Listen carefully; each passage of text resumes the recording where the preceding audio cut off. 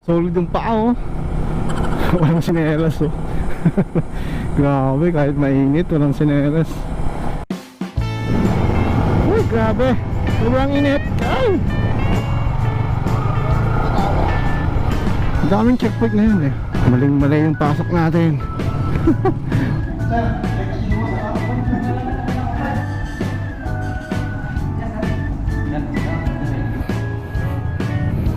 Kasi ito pala yung binili natin, isang P-carbon cleaner.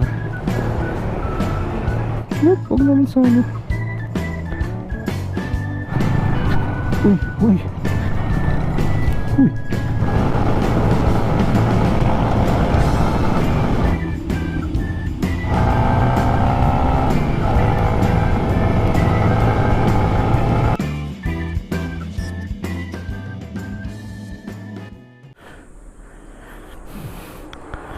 Malapit nang mag-change ng tire.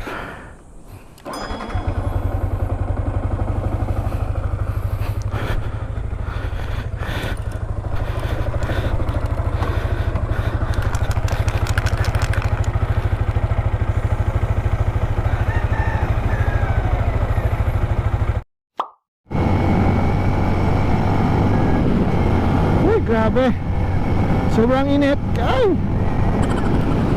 And ito yung pinakauna kong vlog sa taong na to. Grabe.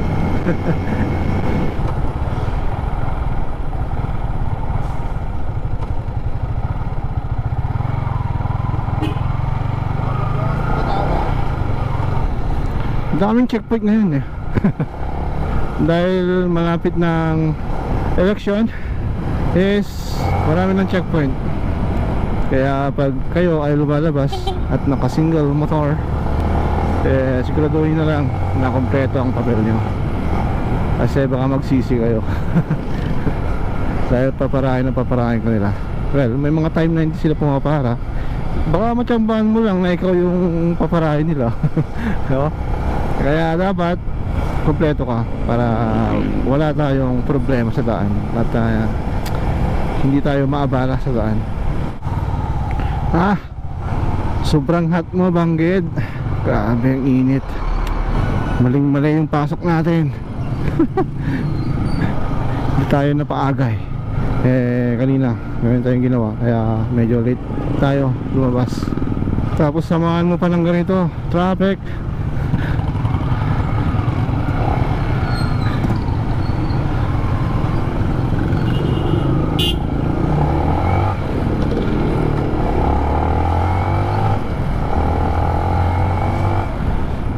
Okay, Yamaha.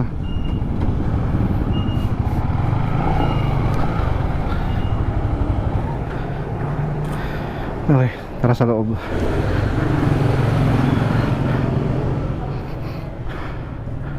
Hello, sir.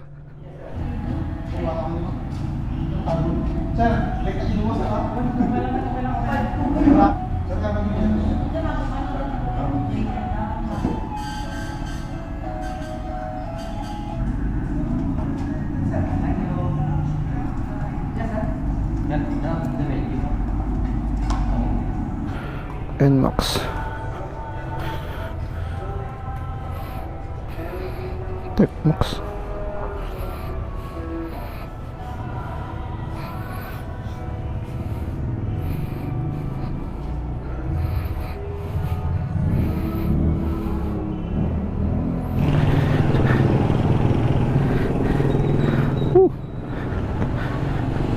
Kasi ito pala yung binili natin, isang P-carbon cleaner.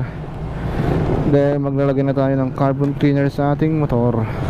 Dahil nga yung odo nito is nasa 14,000 na. Itong motor natin is magto 2 years na. Parang kailan lang, no? 2 years at nasa 14,000 odo na tayo.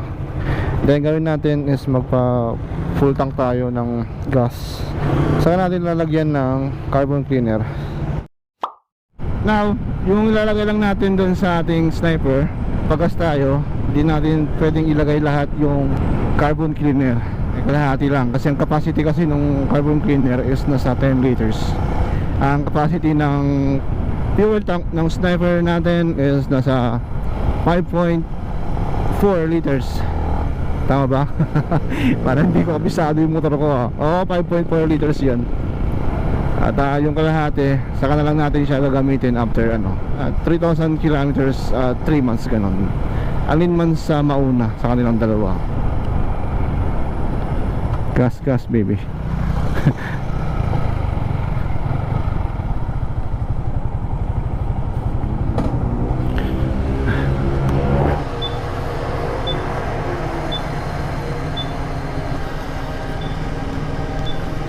Oops, yan. Okay na yan. Dito na tayo maglagay. So, tansyahin na lang natin.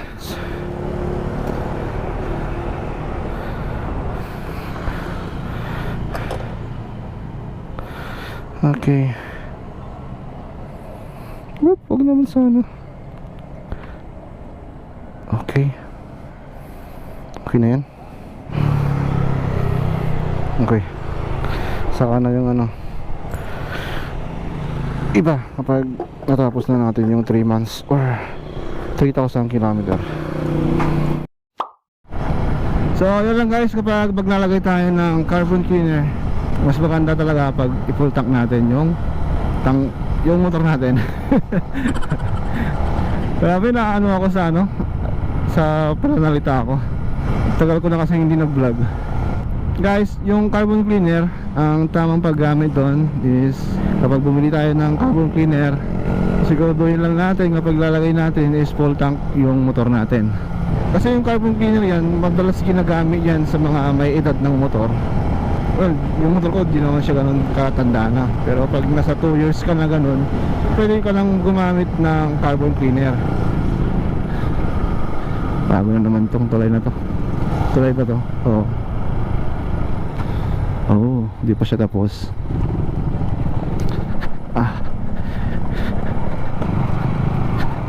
Uy. Yan o. Palaban tayo konti sa rough road. Uy.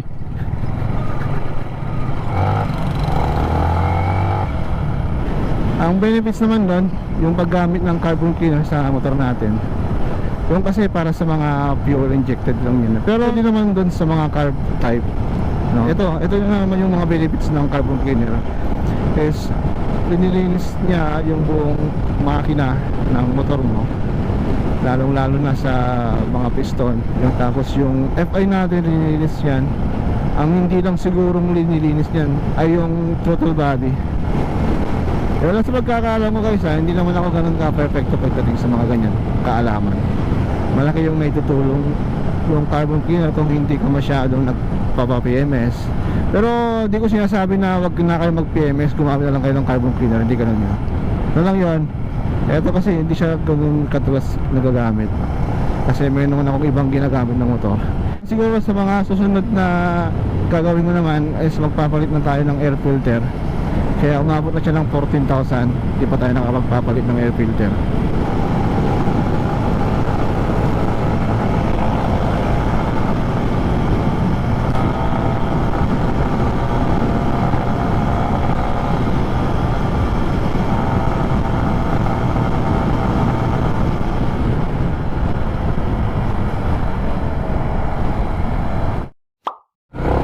Kailangan mag-refresh.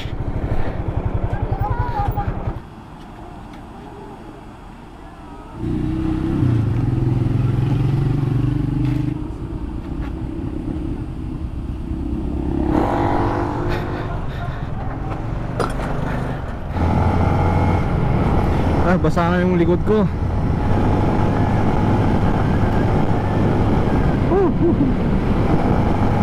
Oops, wait, teka lang. Gulong sa likod. Takay lang. Tangina, bakit ganun?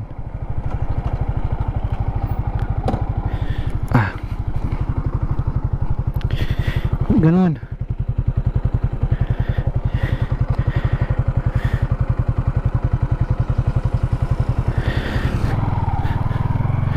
Para siyang sumasayaw. Di ko alam kung guni-guni ko lang. Para kasi siyang kanina, parang gumaganon sumasayaw. parang nagtatampo ata yung sinabi kong papalitan na yung gulong sa likod. Solid yung paa oh. Walang sinelas oh. Grabe, kahit mainit walang sinelas. Astig niya.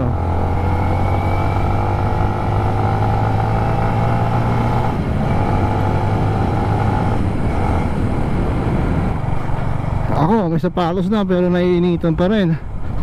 Paano pa kaya yun? Banking.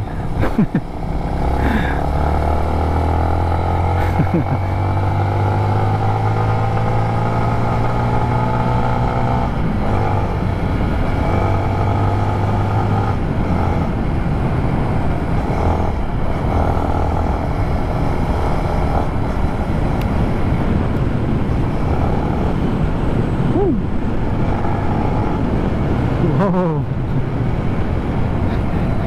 So guys, dito nga tatapusin ng aking vlog. Pasensya na at eto, medyo matagal-tagal talaga tayo mag-upload. So guys, hanggang sa muli. Woo!